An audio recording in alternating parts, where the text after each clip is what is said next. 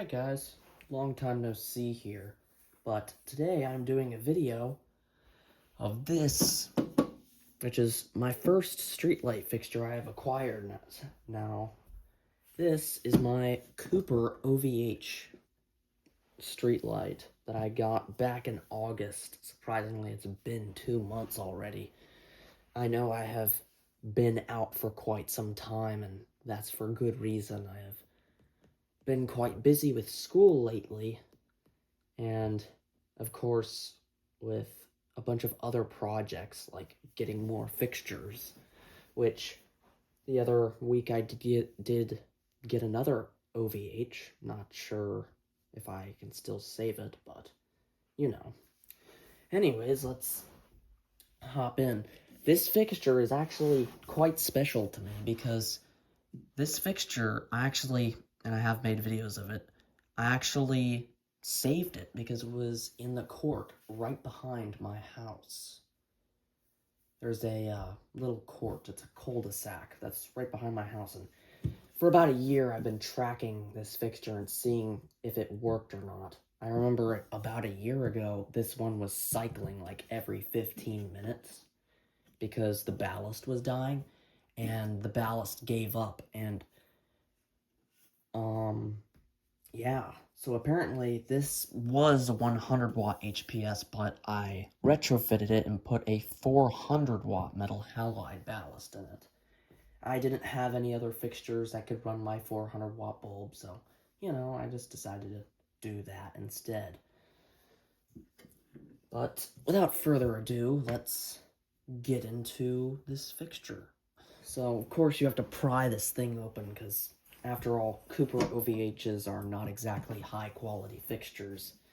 Like I said, the ballast failed in the first place, but you just take off the thing, remove the door, and then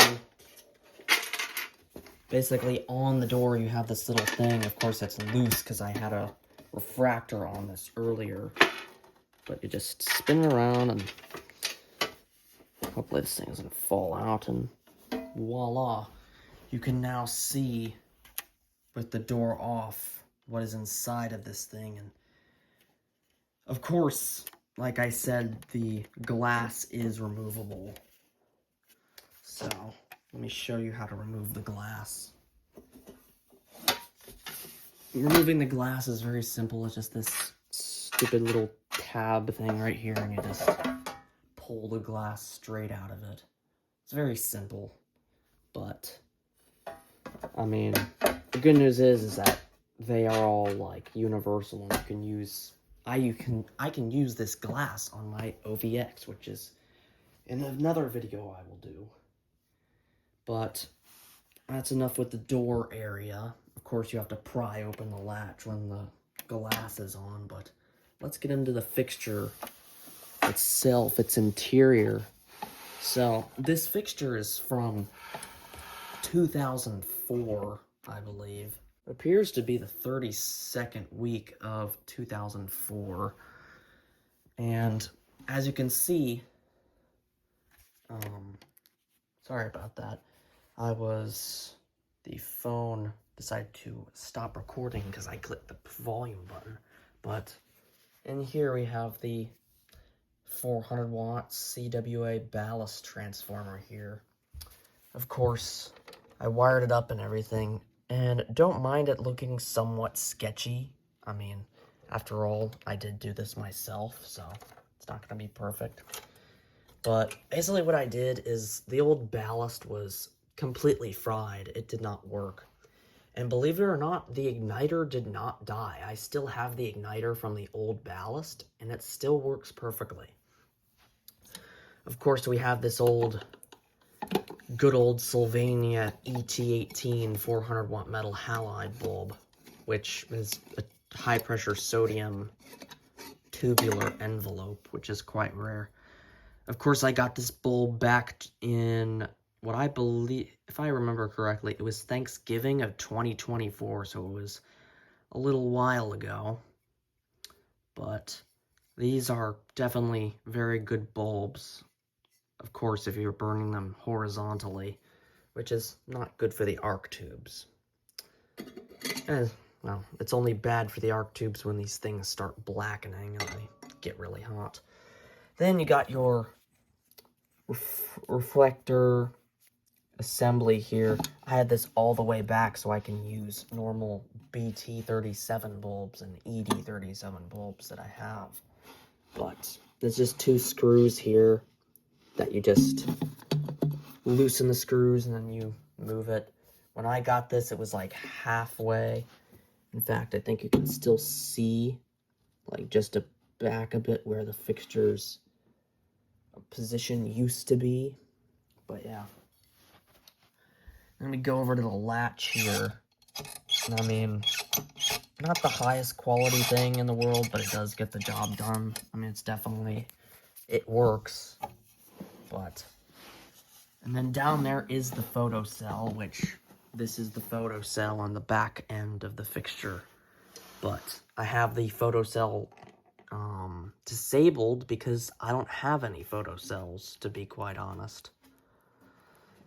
And this red ribbon right here, this red tape, was what the lineman put on when he was inspecting this to inspect it and make sure it didn't work, which, of course, it didn't. But other than that, let's get this thing put back together and watch it turn on with one of my metal halide bulbs. Okay, so I'm gonna use my second HID lamp I've ever gotten, which is my vintage, new old stock Sylvania 400 watt BT37 metal halide bulb. This is the second metal halide bulb and second HID lamp I ever acquired, which I acquired it on, if I'd be honest, I think it was September 20th of last year, so a little bit ago. But, and this is from May of 1995, so it's a oldie but a goodie. So let's just screw it in there for y'all. Let's get some screwing in action. Of course, it cracks a little because it's like that. It does actually float, so we are safe. But time to fire this thing up in 3, 2, hold on. 1 second. Okay, time to fire this thing up in 3, 2, 1.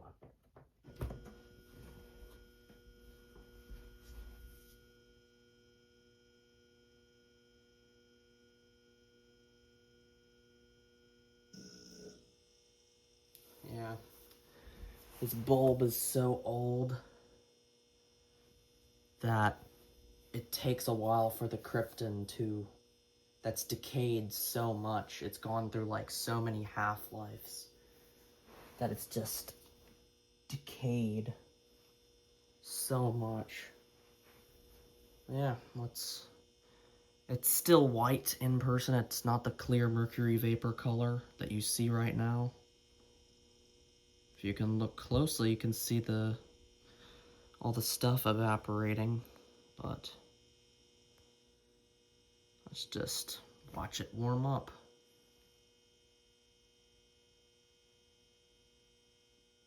Okay, we are at full brightness now, and it looks very similar to a halogen, almost. I mean, the color rendering is pretty great. I mean, it's like a nice, warm, sort of neutral color. It's like very white. And the funny thing is I can still stare at this thing straight on, and it doesn't really hurt my eyes all that much. But I hope you enjoyed this video. Don't forget to like and subscribe and comment if you like. But thank you for watching, and please subscribe.